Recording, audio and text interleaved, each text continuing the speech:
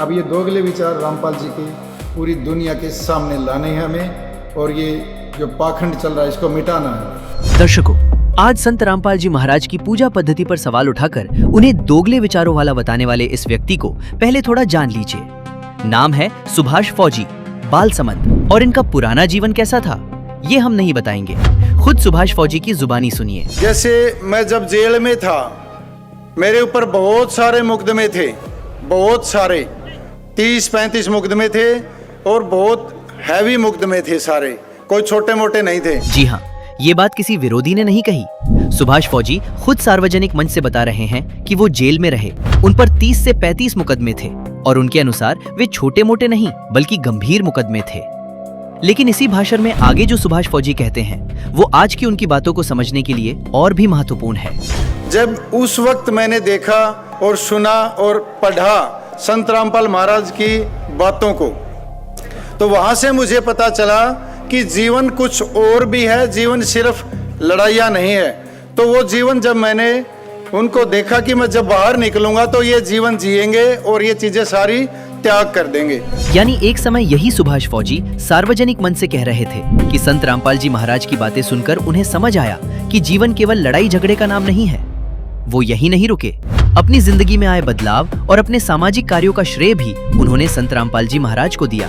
मैंने बहुत से लोगों को पढ़ाया, बहुत ही सामाजिक कार्य भी किए जो अखबारों में बहुत आए हैं। मैंने 200-250 लड़कियों की बिना अखबारों में दिए, बिना वीडियो बनाए शादी की। हर लड़की के कन्यादान 1 लाख से 2 लाख मेरा कन्यादान जाता था।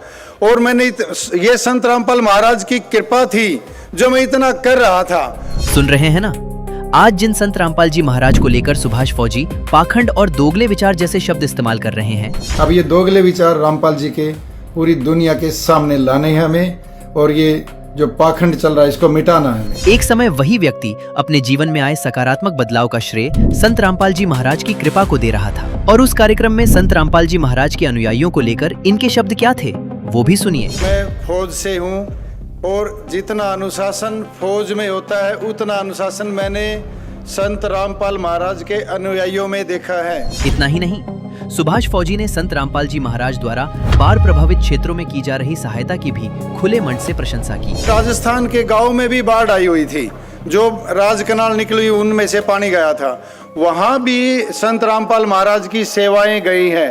तो ये नेशनल इंटरनेशनल तक की सेवाएं प्रदान करते हैं संत रामपाल महाराज। इनका बहुत बहुत आभार व्यक्त करते हैं हमारे हरियाणा और भारत की जनता। यानी उस समय संत रामपाल जी महाराज की सेवा अच्छी थी, उनके अनुयायियों का अनुशासन असाधारण था, उनकी शिक्षाओं से खुद के जीवन में बदलाव आया था, अपने सामाजिक कार्यों का श्रेय भी संत रामपाल जी महाराज को दिया जा रहा था, और मंच से उनका आभार भी व्यक्त किया जा रहा था।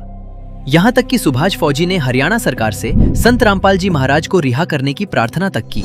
मैं चाहता हूँ कि हरियाणा सरकार से हाथ जोड़ के प्रार्थना करता हूँ कि इनको बाइज्जत बरी करके बाहर समाज सेवा के लिए बाहर निकाला जाए, ये मेरी प्रार्थना है। संत रामपाल महाराज की जय हिंद, जय भारत। ये था उस समय का सुभाष फौजी, जिसमें सुभाष फौजी संत रामपाल जी महाराज को कबीर साहिब का अवतार बताते हैं। संत रामपाल जी को इनको हम संत की दृष्टि से देखते हैं, जैसे संत कबीर जी, उनके ही एक अवतार मानते हैं हम इनको। लेकिन समय बीता और फिर संत रामपाल जी महाराज को लेकर सुभाष फौजी का स्वर बदलता हुआ दिखाई दिया।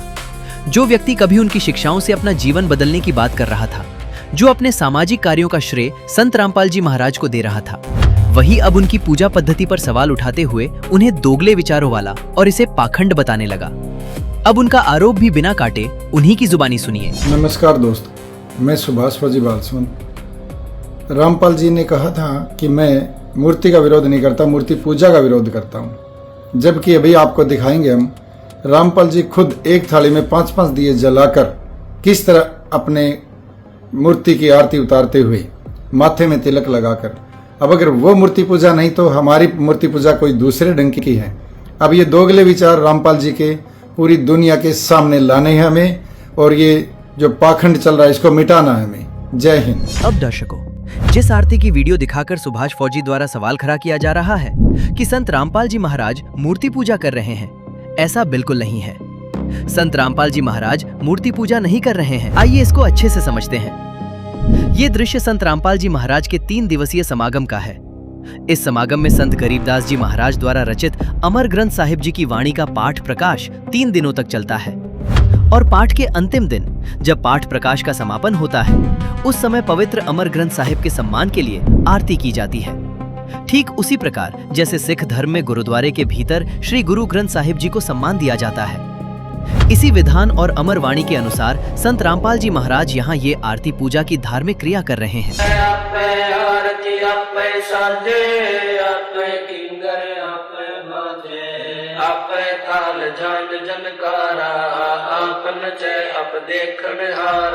अब दर्शक स्वयं पूरा संदर्भ समझ सकते हैं। वीडियो का केवल एक दृश्य दिखाकर भ्रम फैलाना और निष्कर्ष निकालना अलग बात है, और उस धार्मिक क्रिया के पीछे चल रहे वाणी पाठ, सम्मान और विधान को समझना अलग बात है। अब आरोप है दोगले विचार, पाखंड। लेकिन इतने बड़े शब्द इस्तेमाल करने से पहले एक बुनियादी बात समझना जरूरी है।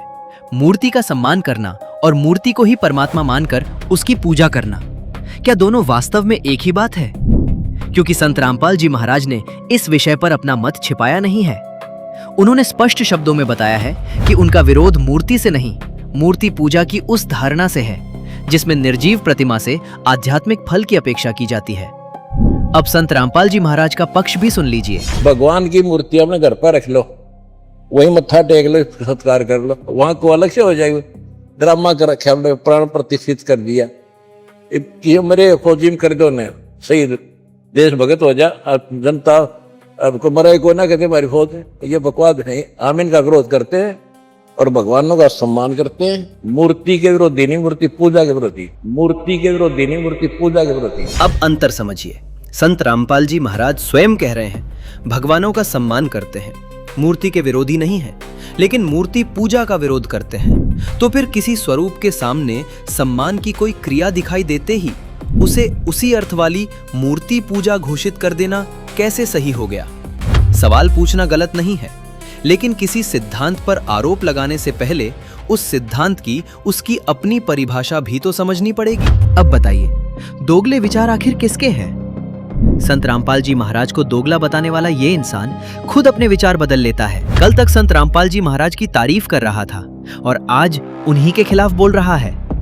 और अपने इस बदले हुए रुख के पीछे इसने अभी तक कोई ठोस प्रमाण भी नहीं दिया। लेकिन जनता समझदार है, जनता सब देख रही है, सब जानती है। वो ऐसे बहकावे में आने वाली नहीं है, बल्कि जब पुराने और नए बयान जनता के सामने आएंगे तो जनता खुद सवाल पूछेगी और ऐसे बेबुनियाद विरोध का विरोध भी जनता खुद करने लगेगी। इसलिए दूसरों को दोगला बताने से पहले सुभाष फौजी को, पूर्व गैंगस्टर को, अपने गिरेबान में जरूर झांकना चाहिए।